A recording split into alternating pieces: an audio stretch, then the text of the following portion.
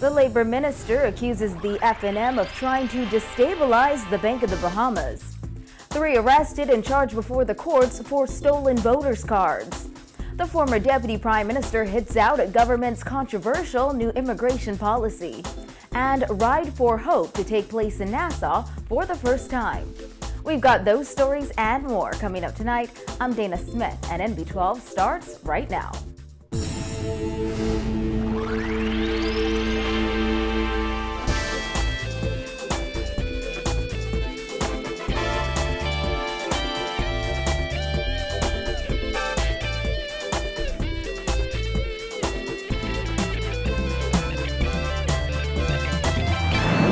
Topping news tonight, nearly 3 weeks after the Free National Movement led a protest outside the Bank of the Bahamas, Labor Minister Shane Gibson has accused the party of using guerrilla tactics to destabilize the bank. Gibson insisted in the House of Assembly today the opposition is trying to create such an environment so the boys can swoop in and buy B.O.B. Vonnie Toot reports.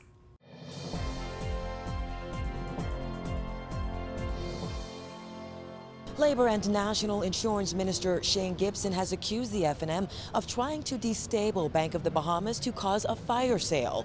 Even after the House Speaker said it was improper to make such an insinuation, Gibson stood by his comments, saying B.O.B. is the only bank the FNM protested outside of.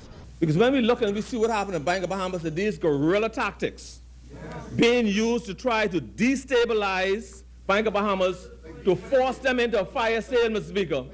You have to ask the question, see, because President asked me the question. President asked me the question. Why is it that you have a Bahamian institution run by Bahamians where members of the opposition would try to create... Members, bring your voices down. Where members of the opposition would try to create a destabilized environment.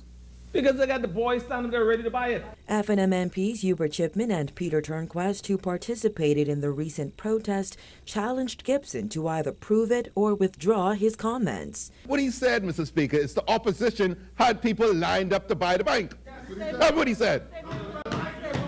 And he needs to withdraw it, Mr. Speaker.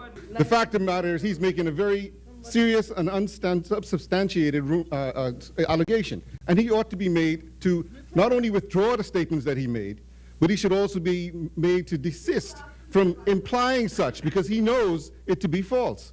House Speaker Dr. Kendall Major did not ask Gibson to withdraw, but chastised the Golden Gates MP for his comments, which he called improper, inappropriate, and irrelevant to debate on the National Tripartite Council bill.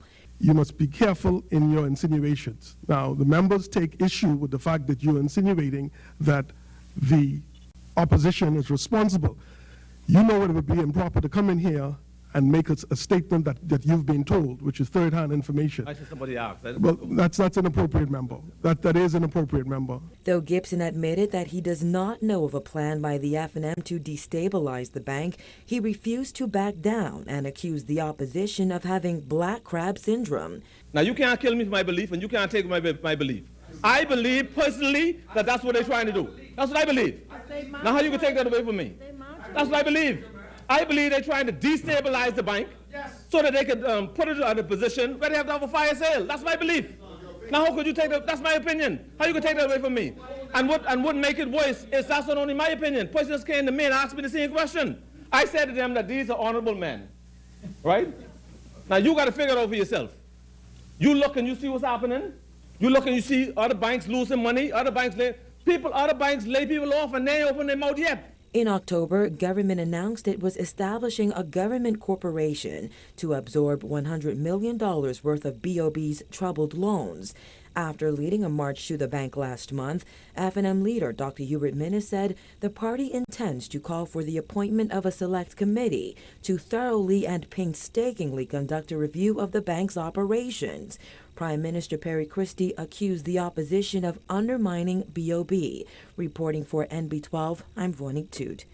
Though new jobs figures show an increase in the country's unemployment rate, the Labor and National Insurance Minister insisted today numbers from the National Insurance Board paint a more positive picture. In fact, Gibson revealed the Christie administration hopes to work out a formula using employment figures from the Department of Statistics and NIB to give what he called an accurate figure.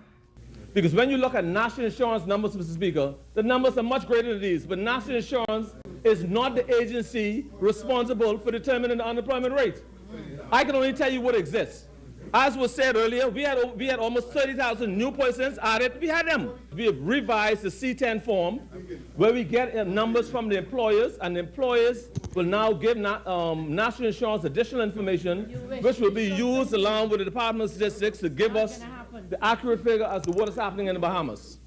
And so, Mr. Speaker, even though national insurance C10 forms, Mr. Speaker, the one thing that don't lie is the contributions. I don't think you would find any employer making contributions for an individual who does not work for them. That wouldn't happen.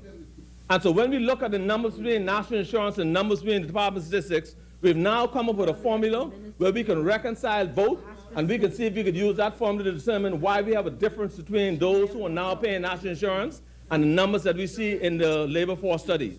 And so moving forward, Mr. Speaker, we will see a big change in that. But the numbers don't lie, Mr. Speaker. The economy is growing. Things are happening in the Bahamas. Gibson says while he is disappointed government has failed to create jobs at a quicker pace, it is wrong for people to assert the Christie administration is not creating jobs. However, Montague MP Richard Lightbourne questioned how many of those employed people are Chinese laborers.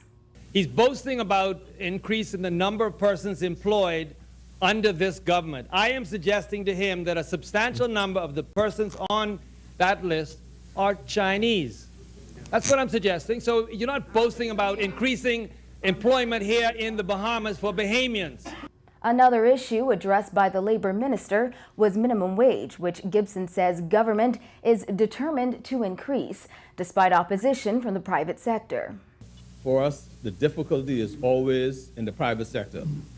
And I have never seen it yet where any employer, any businessman will say, now is a good time to increase employees' wages. Never.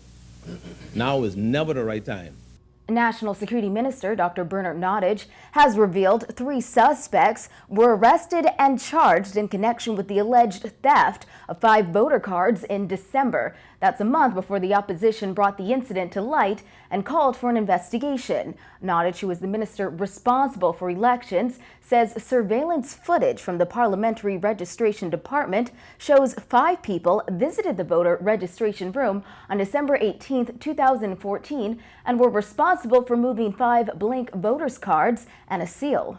The incident was reported to the Royal Bahamas Police Force and an investigation was undertaken. During the course of the investigation, 3 suspects were arrested and their residences searched for evidential purposes. As a result of these searches, 2 of the blank voters' cards were found and seized. To date, the remaining blank replacement voters' cards and the parliamentary registration seal have not been located. Nottage says the stolen voters' cards were blank and were not numbered. He says falsified cards cannot be used in elections or referenda, as the person's name would not be listed on the official register. Whilst this incident is an unfortunate one, the public can be assured that the integrity of the parliamentary registration and voting process is intact. Additionally, steps have been taken to further buttress the level of security at the Parliamentary Registration Department. Former Deputy Prime Minister and Minister of Foreign Affairs Brent Simonet is weighing in on government's new immigration policy that stipulates non-Bahamian students must have a student permit or residency stamp before the start of the fall semester. Simonet said the policy, which has already grabbed international headlines, will simply not work and will only shed more negative light on the Bahamas. Kyle Joaquin reports.